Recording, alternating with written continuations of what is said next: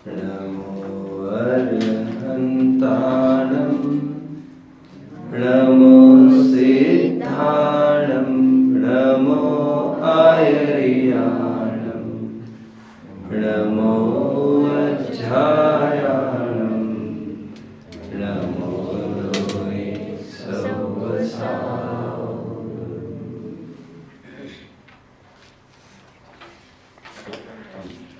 मोक्षार्थियों,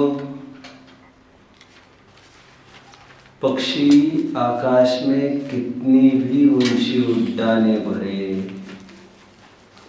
कितना ही आनंद उठाए इन उड्डानों का, फिर भी विशिष्ट अंतरालों के बाद उन्हें पेड़ की छाया का आश्रय करना ही पड़ता है। वह शांति, वह शीतलता, वह कलरव पेड़ के बिना संभव नहीं है।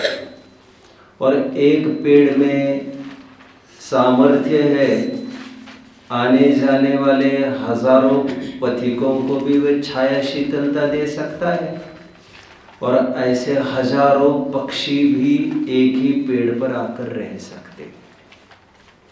जो महिमा इस पेड़ की है इन पक्षियों के लिए, उतनी ही महिमा आचार्य की है एक मुनि संघ के लिए। यद्यपि मुनि संघ जितने भी मुनि हैं, अनगार यति है, जितने साधु है, ऋषि मुनि है, श्रमण है, वे सभी आत्म स्वभाव के विराट आकाश में उड्डाने निरंतर भरते ही है।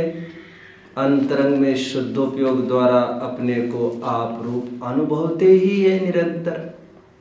लेकिन ऐसा होने पर भी कभी यहाँ रहते रहते अस्थिर हो जाए, यहाँ से चलित हो जाए, तो ऐसे कोई संग की गरज उन्हें मालूम पड़ती है, और किसी की छत्र छाया उनके सिर पर हो, ऐसा मुनियों को भी लगता है। इसीलिए जब तक भगवान नहीं होते तब तक किसी न किसी की छत्र छाया सिर पर जरूर होना। कोई हमें रोकने के लिए, कोई हमें टोकने के लिए। वैसे डांटना शब्द खराब नहीं है बच्चों, लोक में फिजूल में बदनाम हो गए ये शब्द। डांटना शब्द कितना सुंदर है, देखो जरा। डांट किसे कहते जानते हो? डांट कहते हैं कॉर्क को। नहीं समझे आप तो साइंस के विद्यार्थी हो यार, तुरंत समझना चाहिए। ग्लास बॉटल को ढकने के लिए, उसको सील पैक करने के लिए कॉर्क की जरूरत होती है, कैप के रूप में। आपने नोट किया है, जिसमें हवा न जाए। जब नाव में, जहाज में छेद होने लग जाए ना, तो समझ लेना चाहिए उस नाव और नाविक को शीघ्र ही निगलने वाला है वह सागर। आहा हा हा, धन्य है आज यदि ये डांट न होती। अभी समझ में आ रहा है डांट का अर्थ?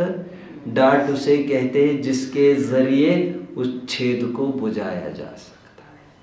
छेद को बुझाने से क्या होगा? जीवन दान मिल जाएगा। फिर पानी रूप इम्प्यूरिटी नाव में प्रवेश नहीं कर पाएगी, ना ही ये नौका डगमगाएगी, ना ही डूबेगी इस नदी में, उस पार लग जाएगी। उसी प्रकार डांटने वाले, डांट कितना सुंदर शब्द है, अभी आप समझ रहे होंगे। डांट का काम है आपकी नैया डगमगाए नहीं, आपकी नैया पलटे नहीं, ठीक ठीक रूप से यहाँ से निकली है तो दूसरी पार पहुँच जाए। आप समझ रहे होंगे डांटना कितना जरूरी है। और मुनियों को भी, जिनको हम जगत पूज्य मानते, भगवान के बराबर रखते हैं, उनको भी जरूरी लगता है हमारे सिर पर कोई हो। ये मुनि जिनके सामने पूरा जगत नतमस्तक है, वे दिन में 5-6 बार हाथ जोड़कर जिनके सामने खड़े रहना बहुत बहुत बहुत जरूरी समझते हैं, वे आचार्य हैं। अभी आप समझ रहे होंगे। और इसीलिए एकल विहारी मुनि होने की आज्ञा केवल उन्हीं मुनियों को है जो इसी भव से मुक्त होंगे। जो इस भव से मुक्त नहीं होंगे, आचार्य यदि देखे कि इस भव में मुक्त होने की लायकात नहीं है इसकी, तो उसे एकल विहार का निषेध किया जाता है। वो अकेला भ्रमण नहीं कर सकता, उसे छत्र छाया की गरज है। ग्रंथों में बहुत सुंदर प्रश्न आया बच्चा, ऐसा बिंदु उठा वहां पर कि ठीक है, ये मुनियों को तो आचार्य की गरज है, लेकिन आचार्य तो रह ही पाते हैं ना बिना छत्र छाया के, आचार्य को कहाँ गरज है, ऐसा हमें लगता है, ऐसा हमें लगता है। क्या समाधान आया ग्रंथों में मालूम? ग्रंथों में इतना सुंदर समाधान किया है। जब ही ये मुनि संघ आता है, आचार्यों के सामने नतमस्तक होकर उन्हें ढोक देता है, उनकी वंदना स्तुति करता है, आचार्य आपके कारण हमारा जीवन निहाल हो गया। जब ये कहते रहते हैं वे, तो आचार्य भी आंखें बंद करके अपने पूर्व हुए आचार्य का स्मरण करते हुए इस मिली हुई प्रशंसा को उनके खाते में डाल देते और परोक्ष रूप से वे भी उनका स्मरण करते। प्रत्यक्ष नहीं सही तो परोक्ष ही सही, देखो उन्हें भी छत्र छाया की गरज है।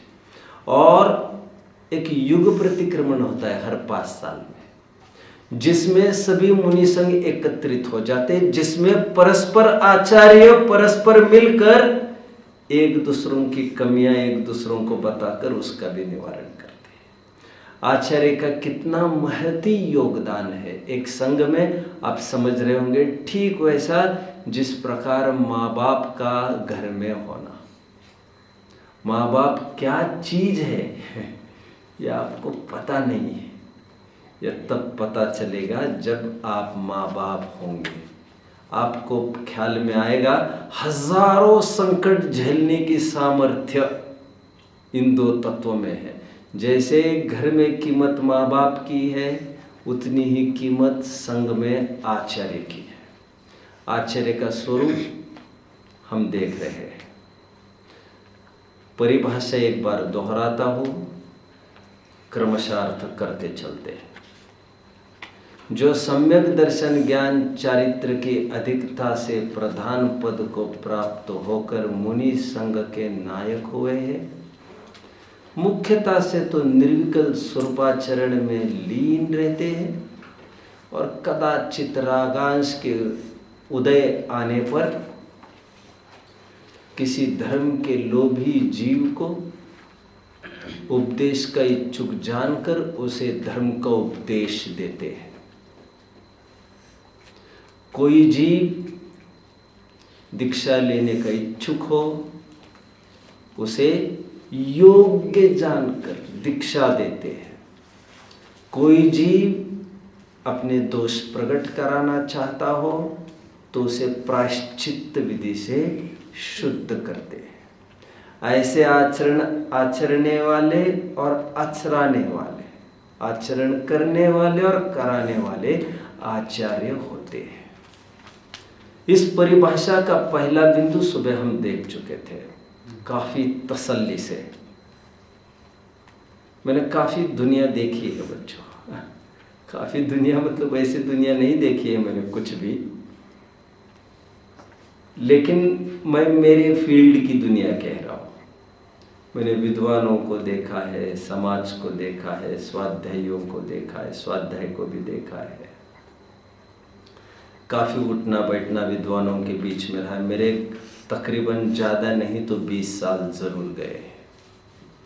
जो मैं ये कह रहा हूँ, सुबह भी ये कह रहा था, ऐसी विद्या आपको मिलना भारी मुश्किल है, असंभवत। वो मैं ईगो पॉइंट ऑफ व्यू से नहीं कह रहा हूँ। This is just to draw your, attract your attention, आपका ध्यान आकर्षित करने के लिए। आपको अभी खबर नहीं है आप क्या पढ़ रहे हो। सम्यक दर्शन ज्ञान चारित्र की अधिकता से प्रधान पद को प्राप्त होकर मुनि संघ के नायक हुए हैं। इसका सांगोपांग विवेचन हमने देखा। दूसरे बिंदु पर आकर खड़े होते, मुख्यता से निर्विकल्प स्वरूपाचरण में मग्न रहते। अभी मुख्यतः यह शब्द बड़ा महत्वपूर्ण है। अब मुख्यता से निर्विकल्प स्वरूपाचरण में मग्न रहते हैं, मतलब पहली बात तो मुख्यता से तो देख लेंगे। निर्विकल्प स्वरूपाचरण में मग्न रहते हैं मतलब क्या समझते हो बच्चों आप? निर्विकल्प स्वरूपाचरण का मतलब फिर से शुद्धोपयोग। निर्विकल्प अवस्था, शुद्धोपयोग और आत्मानुभूति, ये तीनों पर्यायवाची शब्द है। शुद्धोपयोग, आत्मानुभूति और निर्विकल्प अवस्था अथवा निर्विकल्प स्वरूपाचरण का है यहाँ पर, तो निर्विकल्प स्वरूपाचरण, ये तीनों एकार्थवाची। तो मुख्यता से तो क्या करते हैं वे? शुद्धोपयोग में ही रहते हैं, जो आचार्य उपाध्याय साधु के सामान्य स्वरूप में कहकर आए हैं। अंतरंग में अपने को आप रूप अनुभवते हैं, मुख्य काम उनका शुद्धोपयोग करना है। विद्वान का मुख्य काम क्या है? हाँ, विद्वान का मुख्य काम क्या है?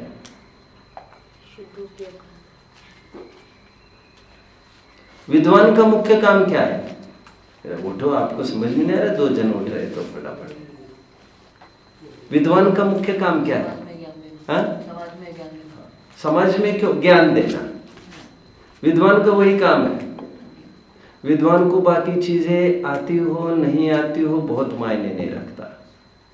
अब क्या कहते हैं? रसोईया कहते हैं, रसोईया, भोजनशाला को। रसोईया का मुख्य काम क्या है? सम्यक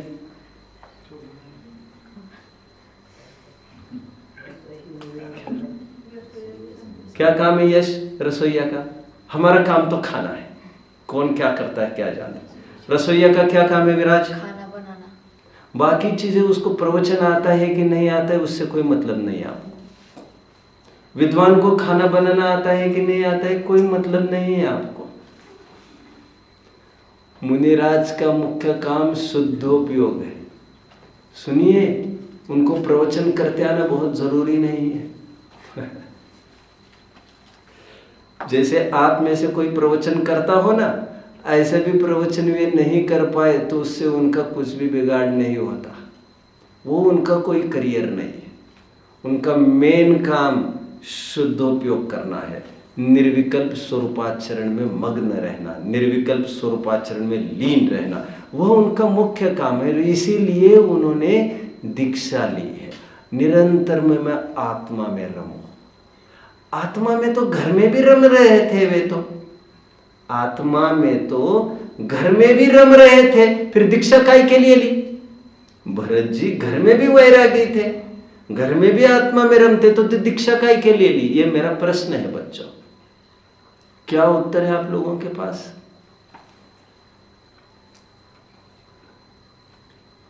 कुछ नहीं। क्या उत्तर है आपके पास? अर्णव, क्या उत्तर है?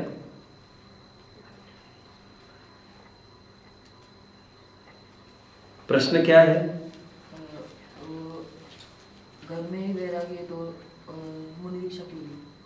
जब आत्मा, खड़े रहिए, जो उत्तर नहीं दे पाए, और यहीं पर रहिए, सामने ही, यहां पर आइए। तो हाँ, प्रश्न क्या बोले? यदि घर में ही रमण कर रहे थे ढंग से मतलब रमण कर पा रहे थे, तो दीक्षा क्यों ली कह रहे? आत्मा में रमण करने के लिए। तो ये तो घर पर भी कर पा रहे थे, तो दीक्षा क्यों ली आखिर? क्या उत्तर है आपका? अगर गृहस्थ रहेंगे तो एक आध बार ऐसे भाव आएंगे कि ये काम करना चाहिए। ये बात सही है, बोलिए। घर में शुद्धोपयोग ये बात सही है, घर में भी आत्मा में रमण संभव था। ये बात सही है, घर में भी शुद्धोपयोग संभव था। बट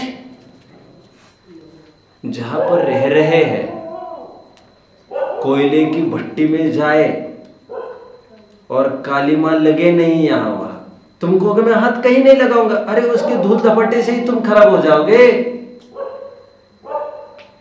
भट्टियों के पास जाओगे, धधकती भट्टियों के पास, और तुम ये चाहोगे मेरे पास आज भी नहीं आए। भला ऐसे कैसे संभव है? तुम रह रहे हो जिस अखाड़े में, घर गृहस्थी में, रोजमर्रे की नई समस्या है वहां पर, और उसको लेकर शुद्धोपयोग तो कर सकते थे, लेकिन प्रचुर शुद्धोपयोग नहीं कर सकते थे, निरंतर नहीं कर सकते थे, ज्यादा टाइम के लिए नहीं कर सकते थे। ऊपरी ऊपरी थोड़ा बहुत कुछ कर लिया। जैसे घर पर आप धर्म कर पाते थे क्या? हाँ, कर लेते, लेकिन उतनी प्रचुरता से कदापि नहीं जितनी प्रचुरता से यहां कर पा रहे। जिस प्रकार घर छोड़कर आपको यहां आना जरूरी है धर्म सीखने के लिए, ठीक उसी प्रकार शुद्धोपयोग की प्राप्ति के लिए मुनिराजों को घर छोड़ना जरूरी था। जिन परिस्थितियों के बीच में रहते वो कर ही नहीं सकते थे। प्रचुर शुद्धोपयोग की बात कर रहा हूं। मुख्य काम, गृहस्थों का मुख्य काम शुद्धोपयोग नहीं है। भले ही उनको करना तो वे चाहते, लेकिन जिस गोरख धंधे में बैठे वो भी सब करना पड़ेगा। जब मुख्यता हो जाती है शुद्धोपयोग की, तब आदमी घर पर नहीं रह सकता। फिर उसको लगता है बस अभी बाहर रहेंगे हम, और बाहर मतलब कहा? मुनि संग में रहेंगे। मुख्य तो उनका काम शुद्धोपयोग, बैठेंगे सभी। मुनिराजों का मुख्य काम निर्विकल्प स्वरूपाचरण में, मुनिराजों का मतलब अभी आचार्यों की बात कर रहे हैं, लेकिन ये आचार्य की बात भी मुख्यता की बात लेते तो मुनि समान ही बात आकर खड़ी होगी। मुख्यता से तो निर्विकल्प स्वरूपाचरण में लीन रहते। अभी निर्विकल्प स्वरूपाचरण मतलब क्या कहा बच्चों? मैं 3 शब्दों का प्रयोग कर रहा था। वे 3 शब्द कौन से थे? आर्यन, खड़े रहिए, आप खड़े रहिए, कौन है ये? विराज, खड़े रहिए। 3 शब्द कौन से कहे मैंने अभी अभी? पर्यायवाची। विराज, कौन से शब्द कहे? शुद्धोपयोग, आत्मानुरूपी और निर्विकल्प रूप। इनको एक पॉइंट दे दिया जाए। शाबाश। 3 पर्यायवाची नाम मैंने कहे, शुद्धोपयोग, आत्मानुभूति और निर्विकल्प स्वरूप आचरण। ये एक अर्थवाची है। अभी ध्यान रखना बच्चों जरा, शुद्धोपयोग इज नॉट सम्यक दर्शन। सम्यक दर्शन तो चाहे जिस स्थिति में बना रहता है। आप व्यापार धंधा करो, लड़ाइयाँ करो, भोग करो, अथवा पूजा पाठ करो, अथवा स्वाध्याय करो, अथवा सामयिक करो, सम्यक दर्शन बरकरार रहता। बट ये सब एक्टिविटीज करते हुए शुद्धोपयोग तो नहीं रह सकता। शुद्धोपयोग मतलब उपयोग का अंतर्मुख होना, उपयोग का आत्मसन्मुख होना। और उपयोग जब आत्मसन्मुख होता है तो कोई भी इंद्रियों की एक्टिविटीज, उनका व्यापार संभव ही नहीं होता। इसे कहते हैं शुद्धोपयोग। जो शुद्धोपयोगी है वे सम्यक दृष्टि जरूर है, लेकिन जो सम्यक दृष्टि है वे सदाकाल शुद्धोपयोगी रहते हैं ऐसा नहीं। कभी कभी शुद्धोपयोगी भी रहते हैं, कभी शुभोपयोगी और कभी अशुभोपयोगी भी। सम्यक दृष्टि का तात्पर्य मैं फिलहाल गृहस्थों की बात कर रहा हूं। मुनियों की यदि बात करूं तो मुनिगणों को अशुभोपयोग तो नहीं होता है। अच्छा, मुझे यह बताइए बच्चों, आप खड़े रहने वालों में से मुख्यतः से मुनिराजों का काम या आचार्यों का काम आत्मा में मगन रहना है या स्वरूपाचरण, निर्विकल्प स्वरूपाचरण में मग्न रहना है? बोलो बोलो आत्मा, बोलो। निर्विकल्प। देखो बच्चों, जो मैं निरंतर उदाहरण दे रहा हूं, इशारा पंखे की तरफ करो या इशारा स्विच की तरफ करो, उससे बहुत फर्क नहीं पड़ता। उद्देश्य एक ही है, पंखा चालू होना। मैं कहूँ इसे चालू करो तो तुम स्विच ढूंढते फिरो। अथवा तुम कहाँ ढूंढते फिरोगे, मैं सीधा ये कहा ये चालू करो, फिर जो चालू होगा सो चालू होगा, तुम तो मेरी बात मानो। ये कहने की दो पद्धतियां है। समझदार को कुछ भी कहो तो समझ में आता है, लेकिन ना समझ को विशिष्ट दृष्टि से ही बताना पड़ता है। यदि मैं ही नया हूं और मुझे स्विच ही पता नहीं तो मैं तो यही कहूंगा ये चालू करो, लेकिन आदमी नया है यदि तो उसे ये कहना पड़ सकता है ये स्विच, और मैं पुराना हूं तो उसको कहना पड़ सकता है स्विच चालू करो। कितने जन समझ रहे हैं बच्चों? पंखा चालू करो कहने की दो पद्धतियां है, या तो स्विच चालू करो या तो पंखा चालू करो। उसी प्रकार आत्म कल्याण करने के दो प्रकार से चर्चा हो सकती है। आत्मा में मगन हो जाओ या शुद्धोपयोग में मगन हो जाओ। आत्मा में मग्न हो जाओ या निर्विकल्प स्वरूपाचरण में मग्न हो जाओ, बात अलग अलग नहीं है। आप लोग चूक गए जरा में ही, कोई निर्विकल्प स्वरूपाचरण कहने लग गए, कोई आत्मा कहने लगे। अरे एक द्रव्य स्वभाव की तरफ से कथन है और एक पर्याय की तरफ से कथन है। निर्विकल्प स्वरूपाचरण में मग्न रहना पर्याय की तरफ से कथन है, आत्मा में मग्न रहना द्रव्य की तरफ से कथन है। जो मैं थोड़े दिन पहले उदाहरण दे रहा था, ये पैदा करना है और मैंने आम दिखाया, अथवा ये कहा ये बोना है और मैंने गुठली हाथ में दी, बात तो एक ही हो गई ना। एक फल की तरफ से बात हुई, एक बीज की तरफ से बात हुई, एक कारण की तरफ से बात हुई, एक कार्य की तरफ से बात हुई। उसी प्रकार आत्मा कारण है, निर्विकल्प स्वरूपाचरण कार्य है, निर्विकल्प स्वरूपाचरण फल है। आत्मा खड़े रहने वालों में से बैठ जाओ, आत्मा बीज है, निर्विकल्प स्वरूपाचरण में लीन रहते हैं। आश्रय आत्मा का ही करना पड़ेगा। मैं आगे बढ़ूं, यहां तक किसी को डाउट होगा तो पूछ सकते हैं। अभी मुख्यता की बात करनी, सॉरी, मुख्यता तो इसी में लीन रहते, तो मुख्यता का क्या अर्थ लेंगे खड़े रहने वालों में से? मुख्यता का क्या अर्थ लेंगे?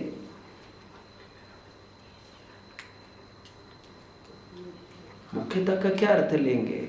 विराज, मुख्यता का क्या अर्थ लेंगे?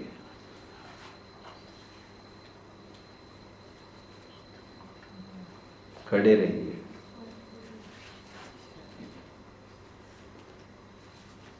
अर्णव, आर्यन, फटाफट खड़े रहते जाइए। हर एक को थोड़ी कहूंगा मैं, सत्कार।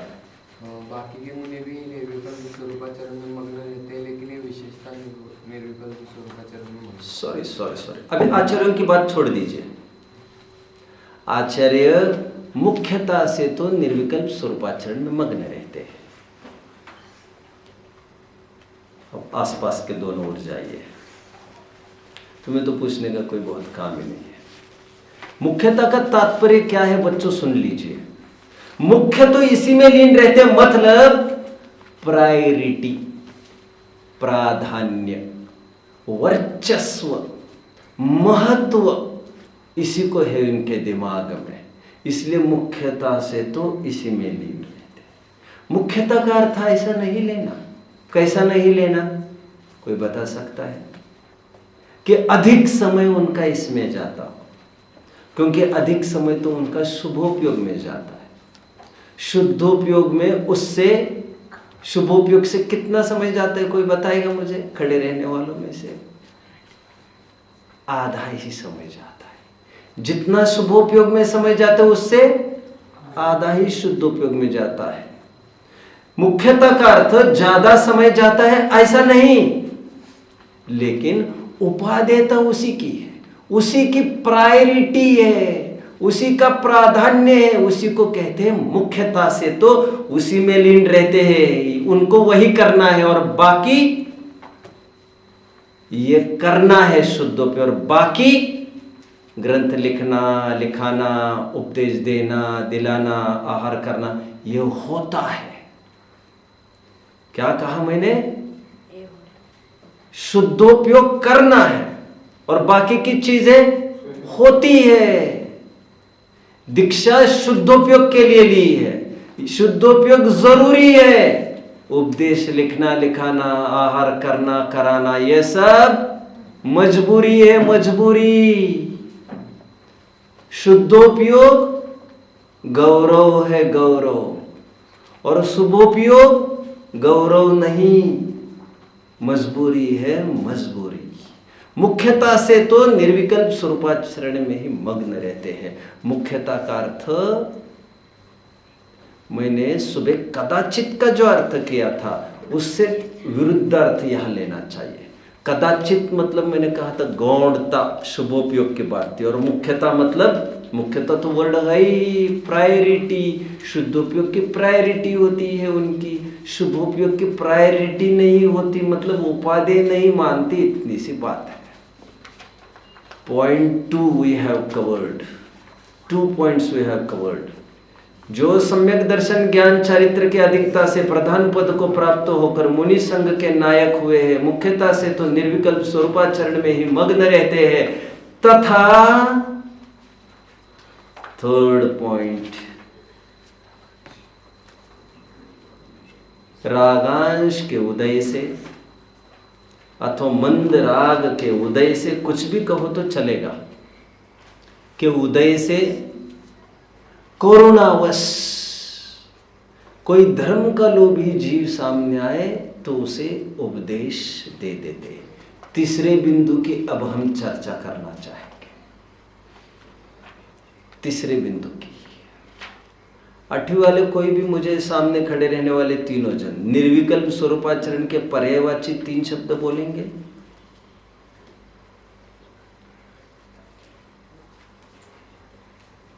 बोलो। शुद्धोपयोग। अरे बस ठीक है। मुख्यता का अर्थ क्या कहा, सुनिए अभी ध्यान से। कषायांश के उदय से, मंद राग के उदय से, थर्ड पॉइंट, कोरोनावश, इसमें करिए ऐसा डिस्ट्रीब्यूशन, इसके 3 सेक्शंस करेंगे तीसरे बिंदु के।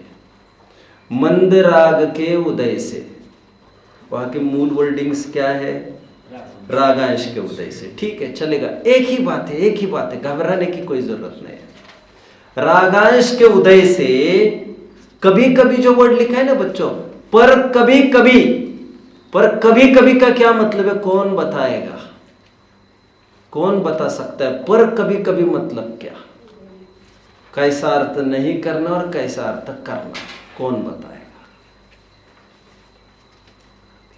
मैं बताता हूं।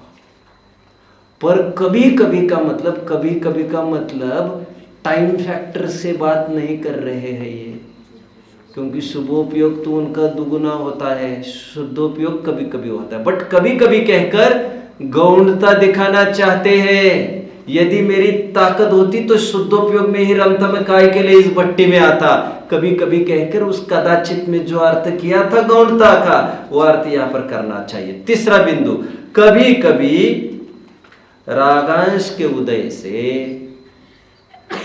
एक पार्ट, करुणा बुद्धि हो, 2 तो धर्म के लोभी अन्य जीवों को धर्मोपदेश देते हैं। 3, अभी 3 बातें को मैं थोड़ा सा समझाता हूं बच्चों, बैठ सकते हैं सभी। इन तीनों बिंदुओं को कौन बोल के दिखाएगा? तीसरा बिंदु कौन बोल के दिखाएगा? तीसरा बिंदु अरहंत बोल। पर कभी कभी रागांश के उदय से करुणा बुद्धि हो तो धर्म के अन्य जीवों को धर्मोपदेश, धर्म के अन्य लोभी जीवों को। पर कभी कभी रागांश के उदय से करुणावश धर्मलोभी जीवों को धर्म का उपदेश देते हैं। इसमें क्या रहस्य है बच्चों? रहस्य यह है, किसी को उपदेश देने के लिए 3 चीजें होना जरूरी है आचार्यों के पास। पहली बात, उनका एक्सीडेंट हुआ होना जरूरी है। एक्सीडेंट समझ में आता है? शुद्धोपयोग से डिगना जरूरी है उनका। यदि शुद्धोपयोग में रहते तो किसी को भी नहीं देखते आज में तो शुद्धोपयोग नहीं हो यह जरूरी है, पहली कंडीशन। कि कभी कभी रागांश के उदय से, मतलब शुभोपयोग से। तो पहली कंडीशन जरूरी है वे शुभोपयोग में होने चाहिए। कंडीशन 2, उनको करुणा होना जरूरी है। करुणा मतलब शुभोपयोग में आहार का भी भाव हो सकता है, उनका विहार का भाव हो सकता है, निहार का भाव हो सकता है, ग्रंथ लिखने रूप करुणा का भाव हो सकता है, केशलोच का भाव हो सकता है, विनय वैयावृत्य का भाव हो सकता है। भाव कई किस्म के हो सकते हैं मुनियों को, बट करुणा होना, करुणा हो गई तो ही समझ लीजिए धर्मोपदेश संभव हो पाएगा।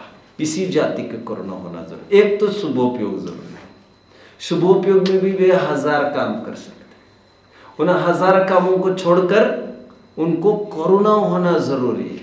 और वो भी करुणा कि कोई आए तो मैं मार्ग बता सकता हूं कदाचित।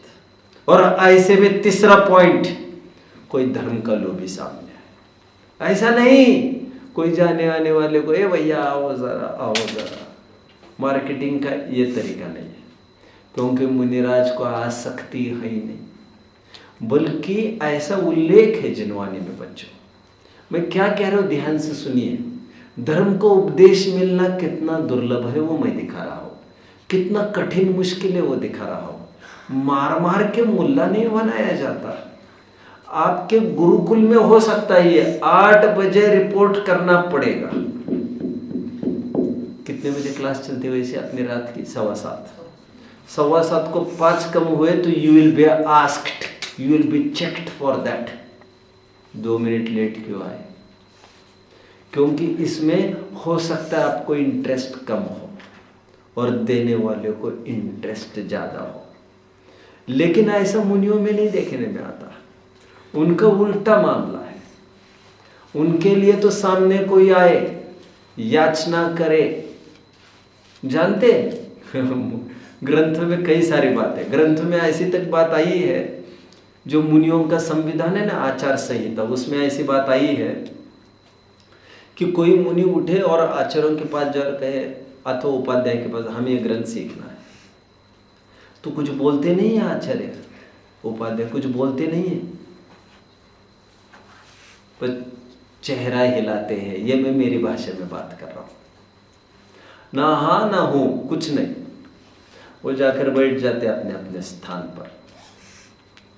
फिर 2-4 दिन के बाद फिर वो आकर खड़ा होता और कहता हमें आपसे समय सार पढ़ने का बड़ा भाव था।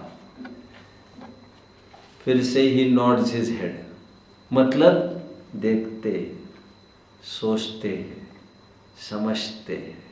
फिर वो जाके बैठ जाता है, ज़्यादा कुछ बोल नहीं सकते, पूछ नहीं सकते।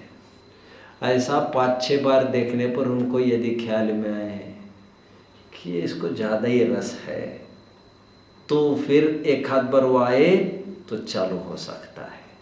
समझ में आया अभी? इसीलिए कहा जाता है ये गर्जी का मार्ग है, मर्जी का नहीं। हमने 5-5 बार गए उनके सामने, उन्होंने बताया नहीं। ऐसा नहीं, ऐसा नहीं। तुम गर्जी हो, कंप्लेन के स्वर में नहीं, अनुनय विनय के स्वर में। जयसेन आचार्य देव हुए, एक नाम सुना है जयसेन आचार्य, 3री सदी में हुए, सॉरी 13वीं सदी में हुए। और उन्होंने लिखा है उनके पिताजी भी उसी मुनि संघ में थे, उनके दादाजी भी उसी मुनि संघ में थे। और उन्होंने एक टीका लिखी है प्रवचन सार, जिसके पीछे लिखा है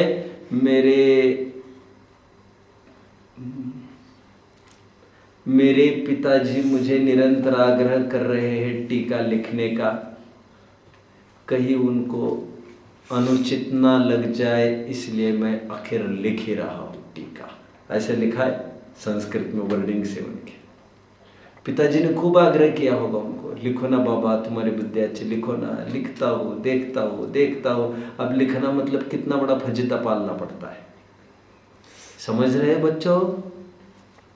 3 कंडीशन जरूरी है उपदेश के लिए। एक तो कभी कभी रागांश के उदय से शुभोपयोग होना जरूरी है। सेकंड, करुणा होना जरूरी है उस जाति की। अब वो शुभोपयोग आने पर भी वो भाव आए ही नहीं, उनको भक्ति का भाव आने लग जाए तो काहे के लिए पढ़ाते बैठेंगे वे। और तीसरी बात, पढ़ाने की भी इच्छा हो जाए उनकी तो सामने वाले का keen desire matters, determination matters, dedication matters. उसका समर्पण कितना है, उसको कितना जुनून है पढ़ने का। नहीं तो ये कहेगा साहब आप कुछ पढ़ा दो, फिर यहाँ देखेगा वहाँ देखेगा वहाँ देखेगा, फिर कहेगा अभी आता हूँ अभी आता हूँ अभी आता हूँ। अरे कितने जन फॉलो कर रहे हैं मुझे? गर्जी का मार्ग है। 3 बातें हो तो धर्म के लोभी, कितना सुंदर शब्द डाला बच्चों, क्या सुंदर शब्द है, धर्म के लोभी जीव को धर्म को उपदेश देते। मतलब कितना प्यासा चाहिए हो धर्म के लिए। आचार्य भगवान बहु हमारा पार कर दो, बहु पार कर दो, नहीं रहा जाता। आपके वचन अमृत समान, आप बोलने लगते हो तो हमारा निर्वाण दिखने लगता है, ऐसा लगने लगता है अभी संसार नहीं रहेगा। आपके वचन आपके वचन आपके वचन खड़े रहते हैं। अरे गणधर भी समूह शरण में 2 पैरों पर खड़े रहते भगवान के सामने, बाकी पूरी सभा बैठ जाती है लेकिन गणधर कभी नहीं बैठते, हाथ जोड़कर खड़े। पिपासा का प्रतीक है पिपासा। पिपासा समझते हो? प्यास, डिजायर, कीन डिजायर, गाढ़ी इच्छा आत्मकल्याण की। धर्म लोभी जी, क्या क्या बच्चों, कितना सुंदर शब्द डाला, धर्म के लोभी जी। अभी ये बात नहीं है कि हम मोक्ष स्थली के छात्र हैं तो क्या क्या बोलना चाहिए बच्चों, हम धर्म के लोभी जीव हैं। कोई पूछेगा ये कहाँ का शब्द आया तो उनको तुरंत कहना आचार्य की परिभाषा में धर्मलोभी जीव आया है। और ये कौन तय करेगा मैं धर्मलोभी हूं कि नहीं? ये मैं ही तय करूंगा। जितनी प्रगाढ़ इच्छा उतनी। पॉइंट 3, जो सम्यक दर्शन ज्ञान चरित्र की अधिकता से प्रधान पद को प्राप्त होकर मुनि संघ में नायक हुए। 1, 2, मुख्यता से तो स्वरूप निर्विकल्प स्वरूपाचरण में ही लीन रहते हैं। 3, परंतु कभी कभी रागांश के उदय से करुणावश धर्म के लोभी जीव को धर्म का उपदेश दे देते हैं। सीख न दीजिए बांद्रा बैये के घर जाए। 3, चौथा बिंदु बच्चों, अभी तक कुछ भी डाउट हो तो आप पूछ सकते हैं। आपका प्रश्न कितना भी सिली हो, कितना भी तुच्छ हो, आप आपका प्रश्न पूछ सकते हैं। है किसी को कोई डाउट? नहीं, बोलो। रागांश के उदय से करुणा बुद्धि। रागांश का उदय मतलब शुभोपयोग, मतलब मंद राग। राग के अंश का उदय मतलब मंद राग। तीव्र कषाय का तो उनके अभाव ही हुआ है ना, कि तीव्र कषाय का उदय होता तब तो फिर अशुभ उपयोग हो जाता ना, और उनके तीव्र कषाय तो रहा ही नहीं है, इसलिए अशुभ उपयोग का तो अस्तित्व ही नहीं रहा है। ये तो आचार्य उपाध्याय साधु के सामान्य स्वरूप में ही हम देख कर आए हैं बच्चों। तो इसीलिए यहाँ पर कभी कभी मंद राग के उदय से, क्योंकि मुनिराज को कभी भी तीव्र राग नहीं आ सकता। उनकी कषाय चौकड़ियां ही खत्म हो गई है। वे तीनों अनंतानुबंधी, अप्रत्याख्यानावरण और प्रत्याख्यानावरण, ये सर्वघाती टाइप ही खत्म हो गए। संज्वलन, संज्वलन का अर्थ क्या क्या ग्रंथों में जानते हो? एक दिन संस्कार कक्ष में इसी पर ले लूंगा, चारों चौकड़ियां बताऊंगा आपको। संज्वलन मतलब पानी में रेखा खींचते जाओ तो वो कितने टाइम तक रहती है रेखा? पानी की रेखा कितने टाइम तक रहती है क्या? ऐसी तो उनकी कषाय है, मतलब इतनी डाइल्यूट और इतनी माइल्ड हो गई है, ये कहना चाहते हैं। उसे कह रहे हैं रागांश के उदय से, मंद राग के उदय से।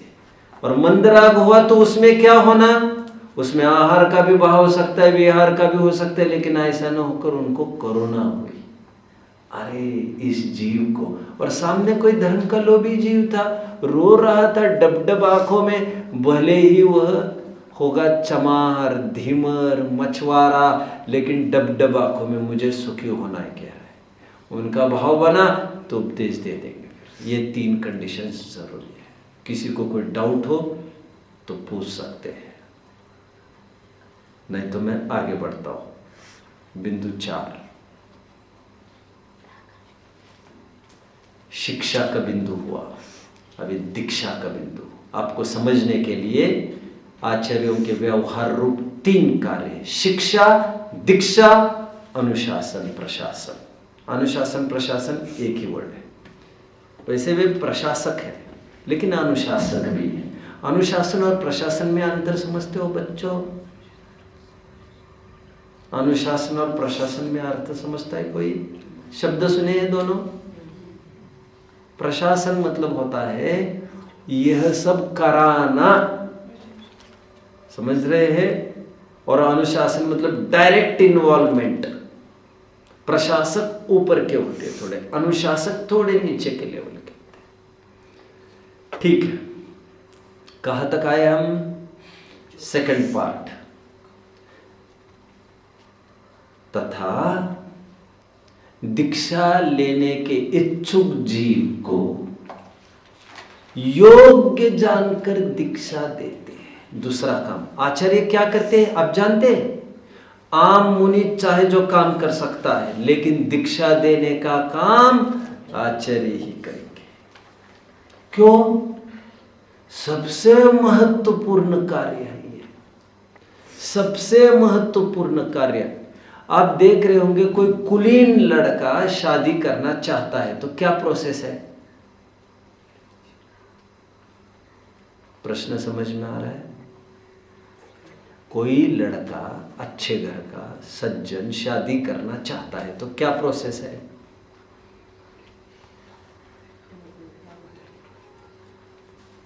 पहले सबसे पहले क्या स्टेप उठानी पड़ेगी? पहले घर वालों को लेके देखना जाना। हाँ, तो ऐसे थोड़े पहले सफारी खरीद के आ जाऊं। सफारी का तो टाइम भी चला गया है ना, अभी सफारी खत्म हो गया सफारी जानते हैं आप लोग बच्चों? जानते हो, एक टाइम था। ठीक है, सबसे पहले इन्होंने उत्तर भी ये दिया, सबसे पहले घर वालों को लेकर जाना। इन्होंने उत्तर दिया, क्या उत्तर दिया? घर वाले। अभी देखिए क्यों? क्योंकि बड़े लोग ज्यादा समझते हैं। यदि लड़का ही लड़की को देखने जाए तो क्या दिक्कत है आपको लग रहा है? यदि माँ बाप को लेके ही नहीं जाए तो क्या दिक्कत है आपको लग रहा है? बोलो, नहीं तो खड़े रहो। बोलने के लिए टाइम पूरा ले सकते हो। चलो बोलो यश, चलो सब में तुम तो चलो यार, दोनों खड़े रहे, तुम क्या करोगे? अरे नहीं बोल पाओगे यार, बोलो। कैसी भी लड़की होगी तो ऐसे लाने का भाई जा, कैसी भी लड़की होगी तो भी लाने का, ऐसा बोल रहे हैं।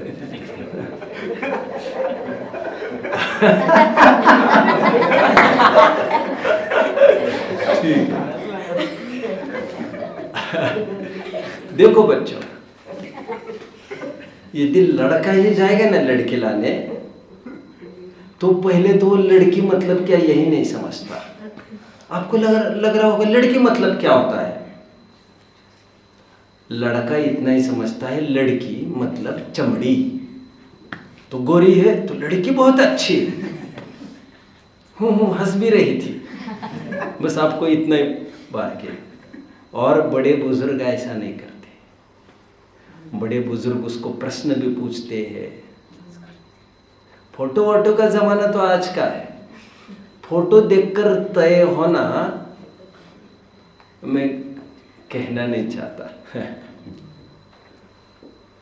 मैं कहना नहीं चाहता, खराब शब्द है बहुत। फोटो देखकर चयन हल्के मार्केट का होता है, हल्के मार्केट की लड़कियों का। ये तो विवाह करना है, विवाह साधना करनी है, साधना। इसमें बड़ी सहनशील, कोई कुलीन जो सबकी सेवा कर सके, ऐसी लड़की लानी है।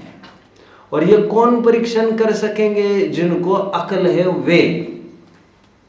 हमें ही अभी अकल नहीं चलने की, हम कैसे किसी की परीक्षा कर सकते? हम सब्जी भी तो नहीं ला सकते मार्केट से ढंग से। तो माँ बाप सब कुछ देखते हैं, उसका चाल चलन देखते हैं, बोल चाल देखते हैं, इसको गुस्सा आता है क्या देखते हैं, चमड़ी वमड़ी भी देखते होंगे, लेकिन उसका प्रेफरेंस सेकंड है। अभी दीक्षा देनी है। और यदि चूक जाए थोड़ा अंदाज शादी में, शादी मतलब लड़की के चयन में, तो क्या अनर्थ हो सकता है?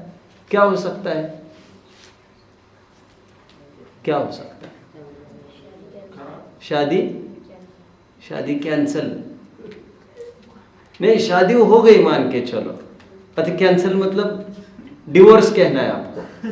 हाँ, अच्छा, डिवोर्स। हाँ, डिवोर्स हो सकता है शादी का। बैठ जाते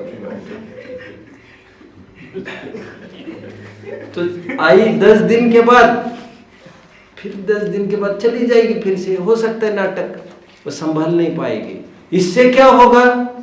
इससे दोनों पक्षों की बदनामी होगी, लड़की वालों की भी और लड़के वालों की भी। पहले अकल नहीं थी क्या? ऐसे दोनों एक दूसरों की तरफ, दोनों एक दूसरों पर छीटा कसी करेंगे कि नहीं करेंगे? अभी ये तो शादी की बात हो गई बच्चों, ये तो दीक्षा की बात है। यहाँ पर कोई संख्या थोड़ी बढ़ानी है। कोई 10 मुनि है तो मेरे अंडर 11 मुनि हो जाएंगे, मेरी तो पोस्ट हो जाएगी बाहर, सब कहेंगे 11 मुनियों के आचार्य। अरे मूर्खों के सरदार थोड़ी बनना है हमको, उनको गधों को संभालते रहेंगे क्या? हम नहीं बनेगा हमको ऐसा। किसी को भी मूलाचार ग्रंथ में यह बात आई, यदि एक गंदी मछली प्रवेश कर जाए समुद्र में तो पूरे तालाब को, पूरे समुद्र को गंदा करके छोड़ देती है। क्या उदाहरण आया ग्रंथों में? एक गंदी मछली पूरे तालाब को गंदा करके छोड़ देती है। यदि दीक्षा लेने को जो आया है व्यक्ति, यदि वो अयोग्य है, परीक्षा किए बिना ही दीक्षा दी जाए तो क्या दिक्कत हो सकती है? शादी में गलत लड़के लाने से लड़की का ही बिगाड़ नहीं होता बच्चों, लड़के वालों का भी बिगाड़ होता है। तुम्हें समझ में नहीं आ रहा था क्या? यदि कल कोई शर्मनाक घटना वो मुनि कर जाए, अभी कोई कह रहा था मुझे, आप में से कोई कह रहा था, अभी कहीं घटना हुई 5-6 महीने पहले, आहार करने के लिए मुनि कहीं चले गए और उसी घर की लड़की अच्छी लगी, वही शादी कर लिया, ऐसा कुछ हुआ ना? अरे तुम क्या पैर के साथ खेल रहे हो? पैर के पंजों के साथ नहीं खेलना। फिर यही पैर के पंजे, फिर यही जिनवानी, फिर यहाँ वहाँ। हाँ, तो बच्चों मैं क्या कह रहा था आपको, लड़की खराब निकलने से लड़की का ही नुकसान नहीं होगा, दोनों का। यदि जिसको दीक्षा दी है, यदि वो शिथिल आचरण वाला होगा तो क्या दिक्कत आएगी बच्चों? तो वह पूरे संघ को बिगाड़ सकता है। वैसे ही किसी की भर्ती भीड़ थोड़ी करनी है यहाँ पर, क्वालिटी बच्चों दीक्षा देने के लिए कभी कभी आचार्यगण सालों लगाते हैं, सालों। जैसे कोई आए, मैं संसार से थक गया हूं, मुझे दीक्षा लेने, फिर वही पोज उनकी, हाँ नहीं और ना नहीं, समझ रहे? कोई रिस्पॉन्ड नहीं करते हुए वो फिर से आए, बार बार आए। कोई ये कह सकता है साहब दे दो ना दीक्षा, फिर 2 साल के बाद भावना नहीं रहेगी तो इसका मतलब हमारा निर्णय सही है। फिर कितने जन फॉलो कर रहे हैं मुझे, और लगातार सालों पीछा कर रहा है। वो सच्चा गर्जी होगा तो कहीं नहीं जाएगा। जो ग्राहक है और दुकानदार योग्य माल बेचता है तो दुकानदार को ज्यादा टेंशन नहीं होना चाहिए, मत चिंता करो, कहीं नहीं जाएगा। सच्चा माल लेके बैठे हैं हम, समझ रहे हैं? ऐसा बहुत होता है, दीक्षा मांगी और दे दिया, ऐसा नहीं। वे परीक्षा करते हैं, चाल चलन देखते हैं। अरे ग्रंथों में यहां तो उल्लेख आया है, कोई मुनि घूमता घामता आया एक संघ में, किसी भी कारण से कहीं विहार कर रहा होगा। विहार मतलब 2 मुनि थे, एक तो नहीं बात करूंगा, 2 मुनि को किसी आचार्य ने भेज दिया किसी काम से, जाओ यहाँ पर ये संदेशा दे दो। जाते जाते उनको मुनि का संग लगा, तो उसी संग में वे आए। उनको लगा अपने इस संग में 5-6 दिन रह लेंगे।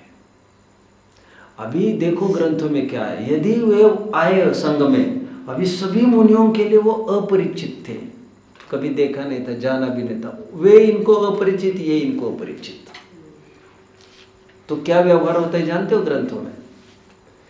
जब वे आते हैं तो सब उनका पहले चाल चलन देखते हैं, ऐसा ना हो जाए क्या फिर वही बात, एक गंदी मछली पूरे तालाब को खराब करके ना रख दे। अरे दीक्षित मुनियों की भी सोच समझ कर, हमारे यहाँ मेहमान आए तो चाहे जिसको थोड़ी घुसने देंगे, सब परंपरा बिगाड़ कर चला जाएगा। ए भैया नहीं चलेगा यहाँ पर, समझ रहे बच्चों? मेहमानों को हम सूर्यास्त के बाद खिलाएंगे, नहीं मेहमान नहीं हमें चलता है, हमें, अरे तुम्हें चलता होगा, हमें नहीं ना चलता। और तुम्हें खिलाएंगे तो हमारे बच्चे देख रहे हैं ना, और हमारे माँ बाप खिला रहे हैं किसी को, तो हम खाने में क्या दिक्कत है, बच्चे तो समझेंगे ना।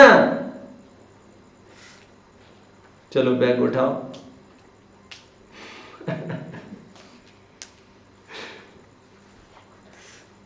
क्या सुंदर शब्दों का प्रयोग है।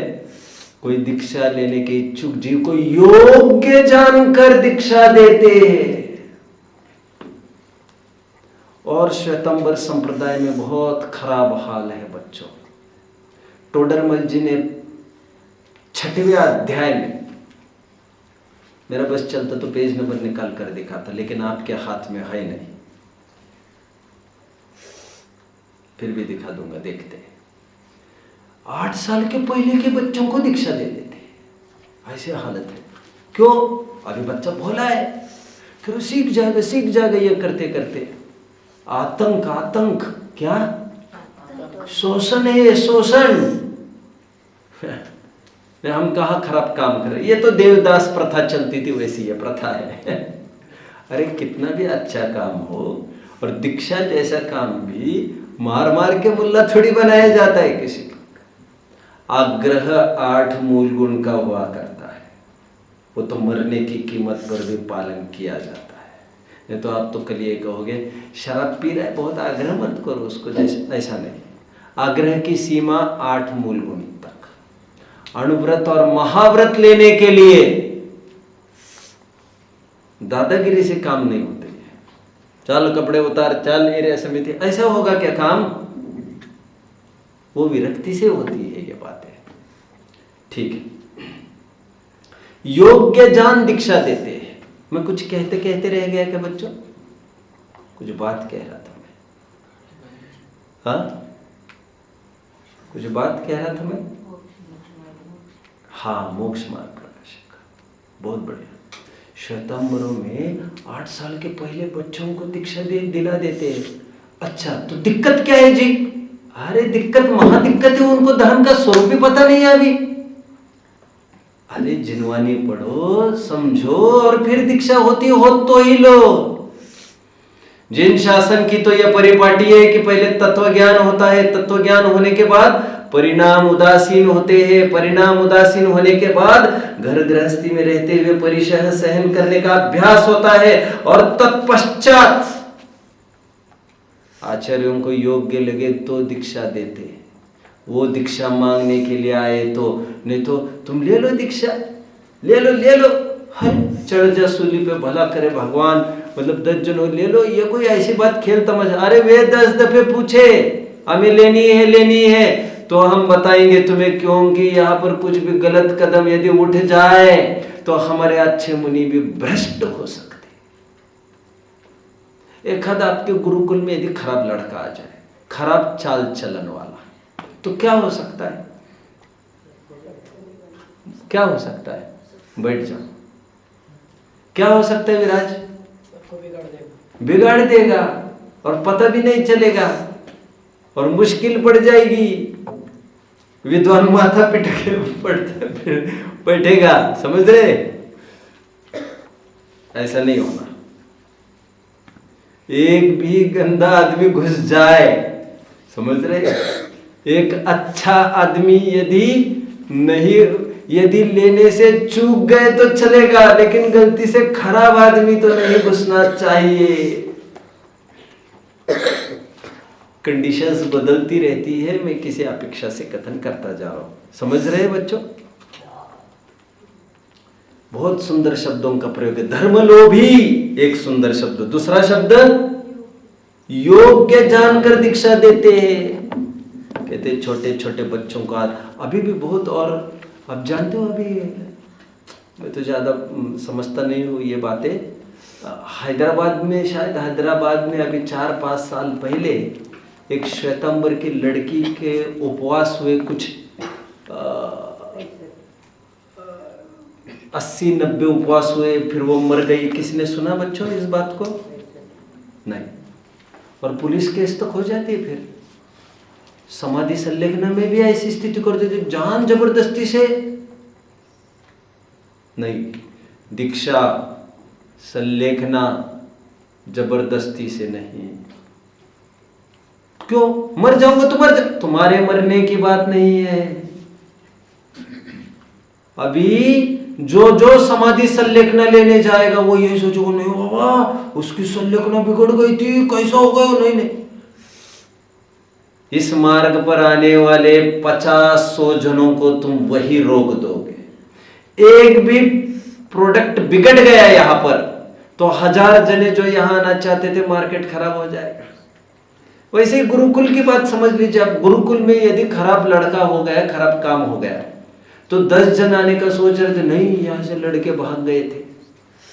हो सकता है बच्चों, ऐसा बहुत होता है। मैं किसी नाम नहीं लेना चाहता किसी भी गुरुकुल का, फिर किसी की बदनामी भी होने की संभावना रहती है उसमें। हालांकि लोग जानते भी होंगे, लेकिन मान के चलो कहीं लड़कियों का गुरुकुल है, लड़कियों की गुरुकुल है अपने समाज में, जानते आप लोग? 5-6 है, अभी छोड़ दीजिए, मैं भी बहुत नहीं जानता समाज की, मैं भी कहीं ज़्यादा जाता नहीं हूँ ना, कि थोड़ी बहुत सुनने में आई हुआ था। तो उन्होंने किसी से अफेयर किया, लड़की ने लड़के के साथ। अभी सब जगह बात फैल गई।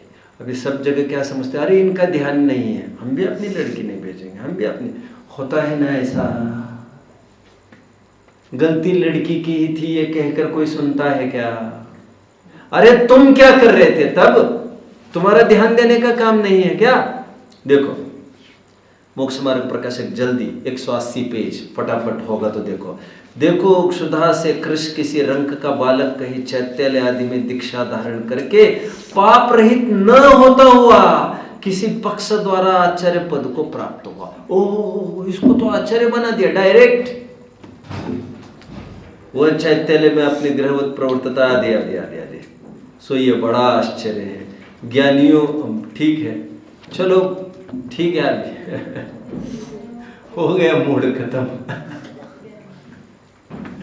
अरे हमारे मूड पर आप हंस रहे हो, आचार्यों का तो बड़ा ऐसा ही मूड है, समझ रहे?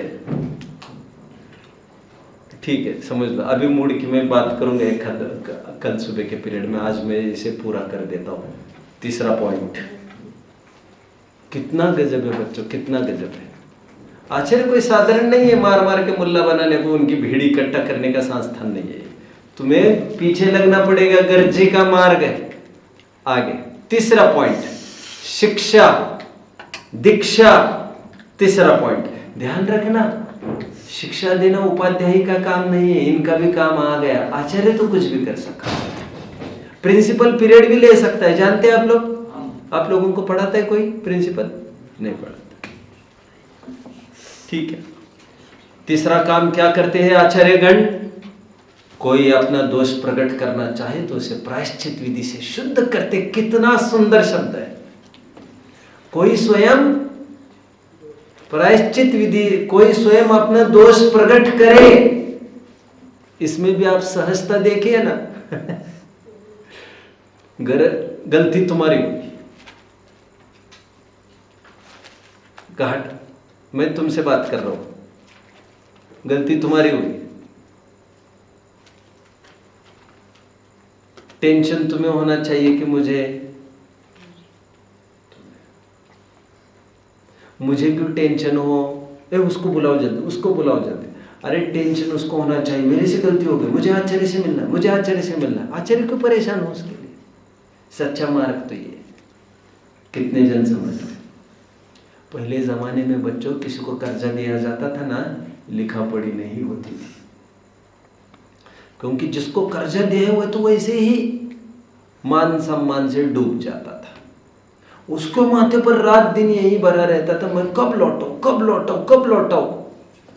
उसको उससे लिखाने की जरूरत ही नहीं होती थी, वही चक्रे काटता था, मैं दूंगा मैं दूंगा। साहूकार कहता था देगा तो दे देना, नहीं यार काय के लिए चक्रे काट रहा है, इतना डरता था। समझ रहे हैं?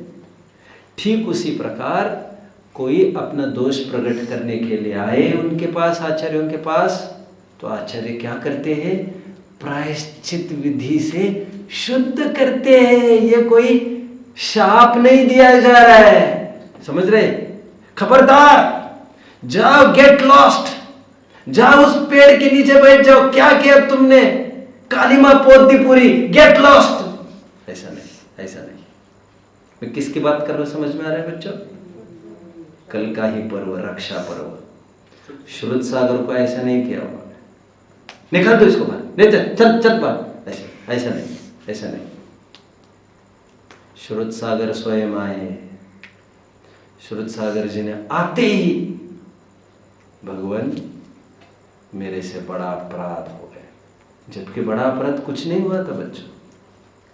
जैन धर्म की रक्षा के लिए कुछ बोल पड़े थे, प्रथमान योग ने उनको उनकी गलती दिखा दी। मैं उलझना नहीं चाहता इसमें। प्रथमान योग तो किसी भी रूप से मोड़ा जा सकता है। श्रुत सागर स्वयं आए और उन्होंने कहा मेरी गलती हुई। तो कौन थे उनके गुरु? अकम्पन, राइट? तो कथा पढ़ी है किसी ने गौर से? अरे कथा 10 घंटे बताई जा सकती है। अकम्पन ने उनको सजा नहीं दी, सोचते रह गए ये इतना अच्छा, मैं इसे आचार्य बनाना चाहता हूँ, ये आगे नायक होने वाला है सबका। अच्छा, इसकी कोई गलती भी नहीं, उन्होंने ही जबरन छेड़ा इनको। अब कोई माँ बहन की गाली समझ में आता है? कोई जिन धर्म के विरुद्ध कोई कुछ बोल जाए, नहीं रहा गया उनसे, अपने अदब से उन्होंने कुछ बोल दिया, इनकी तो कुछ, आचार्य सोच रहे इनकी कोई गलती नहीं। और श्रुत सागर ये कह रहे देखिए आचार्य प्रवर, आप निर्णय मेरे पक्ष में मत लीजिए अथवा मेरी गलती की रक्षा न कीजिए। मेरी गलती हुई है और हुई है ये मैं जानता हूं। मेरे कारण संघ पर कोई आपत्ति नहीं आएगी। ऐसा नहीं होता है तुम निकल जाओ भाग जाओ, नहीं। आचार्य को इतनी कुछ पड़ी ही नहीं है भाई। आप समझो तो आचार्य का स्वरूप, स्वयं कोई अपना दोष प्रकट करना चाहे तो उसे प्रायश्चित विधि से, अभिशाप नहीं होता जैन दर्शन में, शुद्ध करे। ठीक है, तुम्हारा बड़े भाव है तो ठीक है जाओ, और उसके बदले में स्वयं भी कुछ प्रायश्चित कर लेते हैं। प्रायश्चित विधि से क्या करते हैं? शुद्ध करते हैं। शुद्धिकरण के ये उपाय है। अभी बोलो, किसी को लगे खड़ा कर दिया, उदाहरण, मुझे कुछ लगता भी नहीं है और मुझे कुछ बोले उससे मुझे कुछ फर्क भी नहीं पड़ता बच्चों। अभी कोई क्या, जैसे किसी ने देखा बच्चों को खड़ा किया, जैसे दिखने को तो ये छोटा ही है, क्या नाम है इसका? पृथ्वीराज। और ये सम्यक, बड़े मासूम बच्चे दिखते ही है। आर्नो मासूम नहीं है, आर्नो तुम तीनों मासूम हो सकते हो। अभी कोई आपको खड़ा रहते देखे तो दो प्रकार के लोग होते हैं।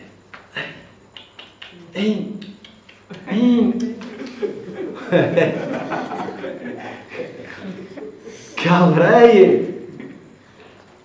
अरे अच्छा नहीं हो रहा है। प्रायश्चित विधि से हम क्या कर रहे हैं? आपको शुद्ध कर रहे हैं। भावना, सुधार की भावना समझ में आ रहा है बच्चों? श्रुत सागर को वहीं पर खड़ा किया बच्चों। उनका कलेजा तो देखो दोनों का, कह रहे संकट आएगा। श्रुत सागर ने स्वयं ने कहा संकट संग पर नहीं आना चाहिए, तलवारें झेलनी पड़ी तो मैं झेल लूंगा, मैं जाता हूं वहां पर। क्या गजब है। प्रायश्चित विधि से शुद्ध के, ठीक है जाओ। फिर प्रायश्चित दे दिया उसको, तो फिर ठीक है तुम ऐसा करना, फिर कहना चालू किया। देख लिया, समस्त संघ का संकट टल गया। प्रायश्चित विधि से शुद्ध करते हैं। ताड़ना वर्ड सुना है? ताड़ना मतलब क्या जानते हो? अभी मैंने डांटने का अर्थ समझा था, अभी ताड़ना का अर्थ समझता हूं। ताड़ना ड और र एक अर्थवाची है। तारना क्या? दंड का मतलब जानते हो? दंड देना मतलब, दंड किसे कहते? दंड होता है सीधा। हम तुम्हें सरल बनाना चाहते हैं, तो आचार्यगण क्या करते हैं? प्रायश्चित विधि से शुद्ध करते हैं। उसमें कषाय की कोई गंध नहीं होती है। उसमें आपको जितना दंड दिया जाएगा उसके लिए आचार्य भी थोड़ा दंड ले लेंगे, कहेंगे नहीं, स्वयं भी स्वयं को दंडित करेंगे। अरे मुझे ये देना पड़ा, इतना अटैचमेंट उनको भी है आपस में। ऐसा आचरण स्वयं करने वाले, कराने वाले आचार्य होते। किसी को कोई डाउट बच्चों? बोलो। तारना मतलब बता दो यार इनको। और कोई किसी को प्रश्न है? कौन बताएगा इनका अर्थ तारना का? ताड़ना नहीं समझे? ताड़ना लोक में किसको कहते हैं? ताड़ना देना मतलब मारने को ताड़ना कहते हैं। डांटना, फट करना, अरे ताड़ना दे। ताड़ना शब्द अच्छा है, तारने की प्रक्रिया है, ऊपर उठाने की प्रक्रिया है। वो अभिप्राय क्या है? वो गुरु कुलाल शिशु कुंभ है, घट घट काढ़त खोट, अंतर हाथ पसार के बाहर मारत चोट। चलो और कोई डाउट?